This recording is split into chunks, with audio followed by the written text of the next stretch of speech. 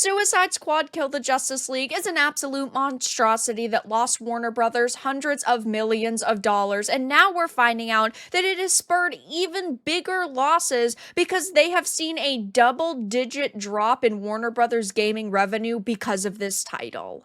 I have a few different things to show off, but before I get into the topic, if you enjoy the content I create, check out the links in the description, join the community in my live streams, and consider supporting through Patreon or YouTube memberships. Now, we knew from the announcement of this game that it was going to be a nightmare because we saw that they were basically throwing away characters that made the Arkhamverse so special. And they were going to be trying to focus on a new modern vision with the Arkhamverse. That was never going to work, and clearly it lost them a lot of money. And now they've reported that their gaming revenue has suffered a major drop this quarter from the same period last year, largely due to the awful performance of Suicide Squad Kill the Justice League. Now, last year, they did see lots of success, primarily because of Hogwarts Legacy. It made them a boatload of money, and it ended up selling 22 million copies in 2023 alone and has since reached 24 million copies alone. But now, of course, this year, they don't have a success like Hogwarts Legacy. They truly, it seems, thought that Kill the Justice League was going to be a big live service title that was going to gain them a lot of attention, and it didn't. It ended up being a gigantic failure. It says games revenue under the Warner Brothers Games division dropped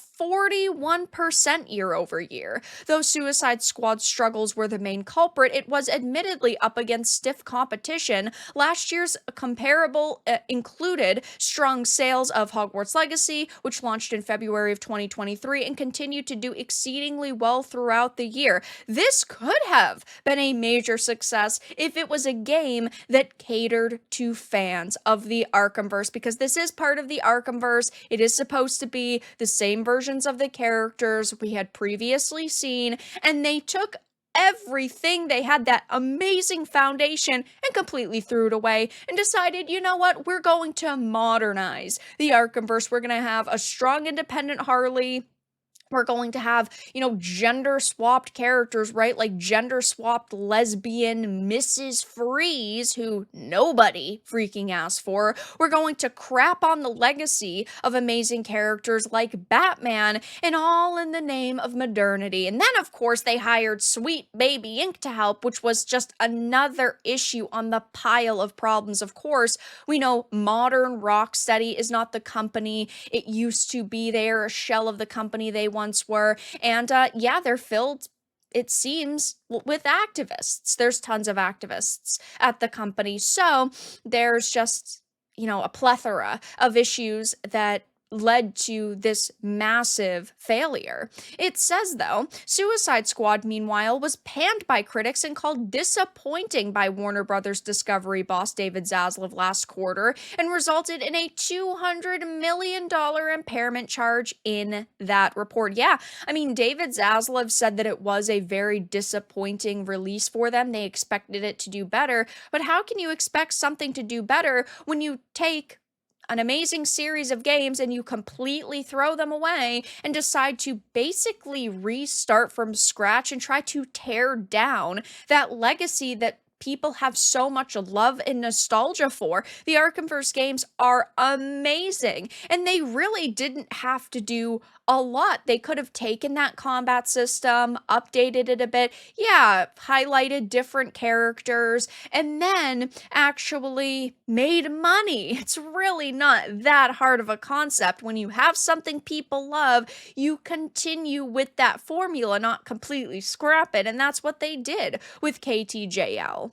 Warner Brothers isn't doing good in totality. Speaking of impairment charges, Warner Brothers Discovery undertook a massive one this quarter outside of games. The company reported revenue of $9.7 billion, but an overall net loss of $10 billion, $9.1 billion of which was due to impairment charges. Officially, Warner Brothers cited the charge as due to the difference between market capitalization and book value, continued softness in the U.S. linear advertising market, and uncertainty related to affiliate and sports rights renewals, including the NBA. So they're just not doing good at all right now. But because of this, kill the Justice League situation, people are on social media absolutely roasting them because, of course, they just released Mrs. Freeze, again, gender swapped Victor, whose name is Victoria, and she's also, yes, a lesbian that nobody asked for whatsoever. And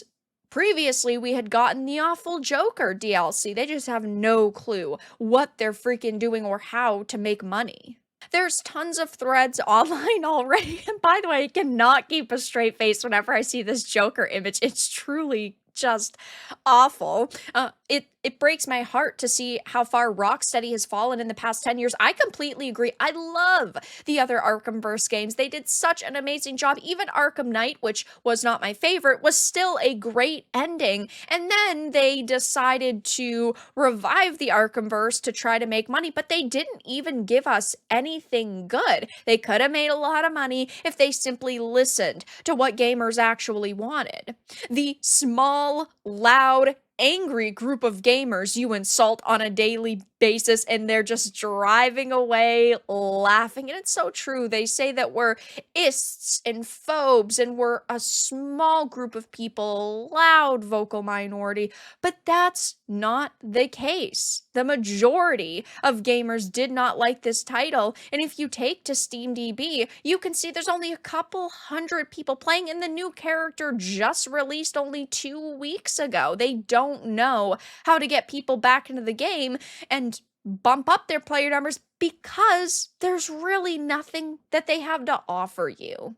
And not even that long ago, I had put out some information in a video. Sources reached out to me and said that Warner Brothers is panicking. They don't really know exactly what to do when it comes to Rocksteady. There were rumors circulating that they were going to go through massive layoffs, that like half the employees there were going to get laid off, that maybe they were even going to shutter Rocksteady. But right now, it actually seems that maybe their focus has shifted because, according to rumors, they are looking to license their franchises to other game developers with 11 studios and numerous IPs. The company has seen significant external interest. So this could turn out to be something, or it could turn out to be nothing.